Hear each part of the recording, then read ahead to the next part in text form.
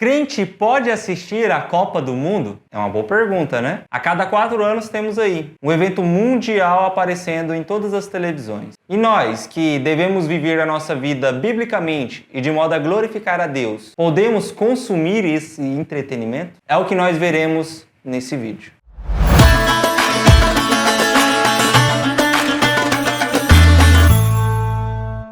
O futebol teve origem inglesa, lá no século 17.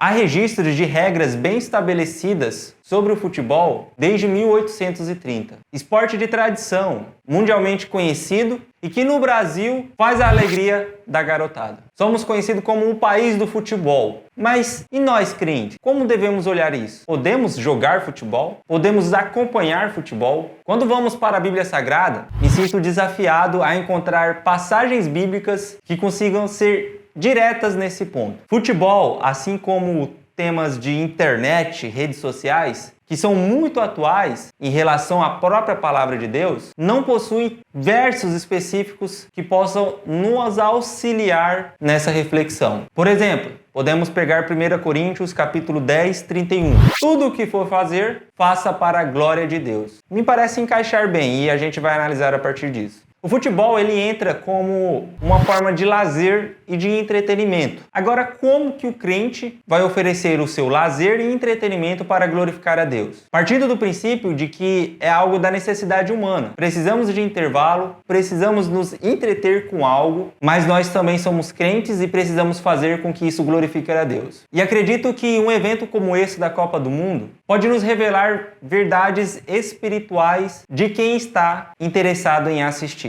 Porque é verdade que, na luta contra o pecado, a preguiça, a idolatria está presente. E o futebol competitivo consegue incitar essa nossa natureza de forma impressionante.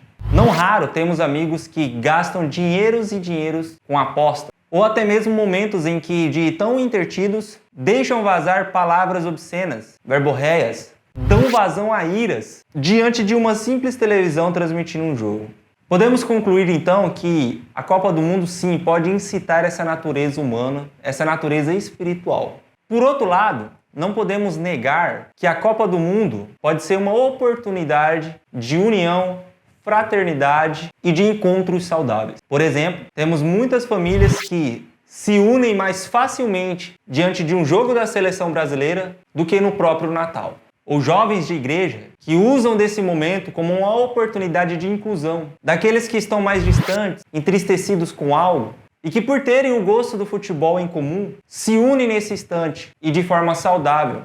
Então vejamos, podemos ter sim um descontrole em torno disso, dessa forma de lazer, de entretenimento. Mas também estamos diante de oportunidades. E acredito piamente que um jovem que gasta horas e horas assistindo um evento esportivo, ele não está glorificando a Deus. Mas uma família reunida, que aproveita desse momento de forma saudável, pode sim estar glorificando ao Senhor. Há também a possibilidade de um fortalecimento da fé. Justamente. Por exemplo, é fato que algumas pessoas elas já possuem um certo vício com o futebol. Ora, a Copa do Mundo vem aí como o maior evento competitivo do futebol. Incitado por esse desejo de acompanhar todos os jogos da Copa, um jovem pode optar por renunciar. Como é algo muito importante para ele, ele renuncia e oferece o seu tempo para Deus. Eu não tenho dúvidas que isso pode chegar agradável aos olhos de Deus. Assim como nós temos tantas coisas que nos intertem, gastam nosso tempo, que poderia ser investido em oração, leitura bíblica, e que quando conseguimos renunciar, não só sentimos a presença de Deus, mas alcançamos a plena consciência de que estamos agradando a Ele. Então, se realmente é um problema já na sua vida, se entregar gastando horas com esse evento esportivo não é algo que glorifica a Deus.